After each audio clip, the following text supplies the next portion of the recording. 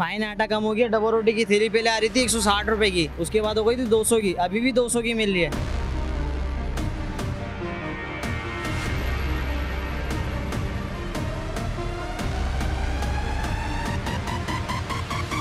रोटी नहीं खा सकता आपने। 30 रुपए की हो गई, आटा कम हो गया मगर रोटी के पैसे कम नहीं हुए।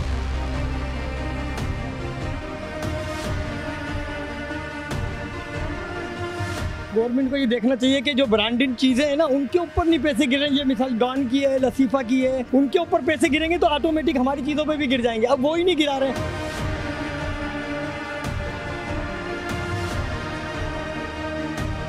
जिन अफसरान को लाखों रुपए महारात मिलती है वो बैठ के इस गरीब आदमी का फैसला कर रहे हैं। ये मेरे इस मुल्क का अलमिया है।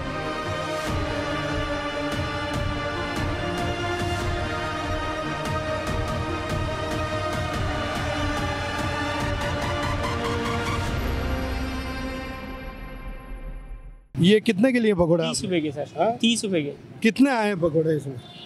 मेरे हिसाब से तो कम है, बाकी कितने आए मैं उसको निकाल के देख लूं। ये मैं आपको बता दूं कि ये 30 रुपए के पकौड़े हैं। ये 30 रुपए के पकौड़े हैं, इस भाई ने लिए खाने के लिए। मैं इस हैदराबाद की इंतज़ामिया से पूछना चाहता हूं कि जब गंदुम 10,500 रुपये थी तब भी महंगाई कर दी, अब तो गंदुम आधी कीमत में आ गई है। तो ये हैदराबाद की इंतज़ामिया कहाँ सोई हुई है? ये जो असिस्टेंट कमिश्नर या कमिश्नर कहाँ है? ये प्राइस कंट्रोल करने वाले लोग कहाँ हैं?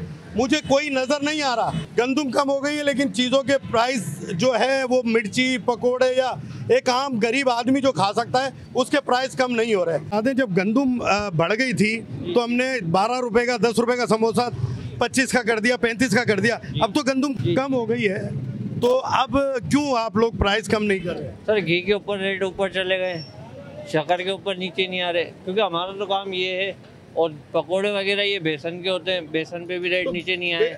आधी कीमत में आ गए मेरे भाई, किसने कह दिया यार? फाइन आटा कम हो गया। डबल रोटी की थैली पहले आ रही थी 160 रुपए की, उसके बाद हो गई थी 200 की, अभी भी 200 की मिल रही है। अच्छा, डबल रोटी पे पैसे कम? किसी भी चीज पे पैसे कम नहीं हुआ है। चाचा अभी आप समोसे खा रहे थे, कितने का लिया आपने?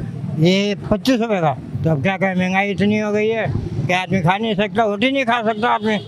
30 रुपए की हो गई, आटा कम हो गया मगर रोटी के पैसे कम नहीं हुए। गंदुम, फाइन आटा, मैदे पे पैसे गिरे, डबल रोटी पे इन पे पैसे नहीं गिरे ना यार। गवर्नमेंट को ये देखना चाहिए कि जो ब्रांडेड चीजें हैं ना उनके ऊपर नहीं पैसे गिर रहे हैं। ये मिसाल डॉन की है, लसीफा की है या और कंपनियां हैं, उनके ऊपर पैसे गिरेंगे तो ऑटोमेटिक हमारी चीज़ों पे भी गिर जाएंगे। अब वो ही नहीं गिरा रहे। वो बढ़ाते हैं तो हमारे वाले भी बढ़ा देते हैं सेठ लोग। तो ये अमूमन तो फिर एक आम आदमी के साथ ज्यादती हो रही है ना।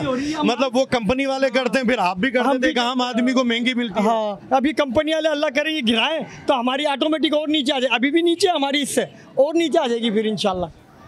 मैं इस भाई का कसूर नहीं कहूँगा, कसूरवार ये नहीं है। कसूरवार हैदराबाद की प्राइस कंट्रोल इंतज़ामिया है, हैदराबाद का डीसी है, हैदराबाद का असिस्टेंट कमिश्नर है। वो कसूरवार है, वो विजिट नहीं करते, वो मालूमात नहीं करते। अब इन भाई ने कहा है कि अगर ये जो कंपनी वाले हैं ये रेट कम नहीं कर रहे, ये महंगी बेच रहे हैं, अगर ये रेट कम करेंगे तो हम भी रेट कम कर देंगे। बिल आखिर पिसना इस गरीब आवाम ने है कि वो रोटी तो पहले ही छिन गई थी। ये आज 2 टोस्ट वो जब खाकर निकलता है, नाश्ता करके निकलता है अपने बच्चों की रोजी कमाने, आज ये भी उसकी सकत में नहीं रहा। ये मैं एक ब्रेड जो है वो मैं आपको बता रहा हूँ, 130 रुपये इसके प्राइस है ना। फाइन आटा या गंदुम कम होने के बावजूद 130 रुपये इसके प्राइस हैं। कितने प्राइस है इसके? 230 सर।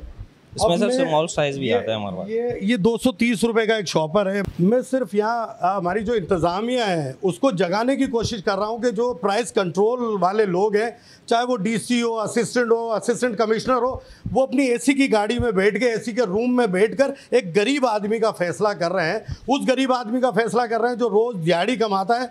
जिन अफसरान को लाखों रुपए महारात मिलती है वो बैठ के इस गरीब आदमी का फैसला कर रहे हैं। ये मेरे इस मुल्क का अलमिया है। कैमरामैन शाहिद मलिक के साथ इमरान मलिक, मिरान ट्रिब्यून, हैदराबाद।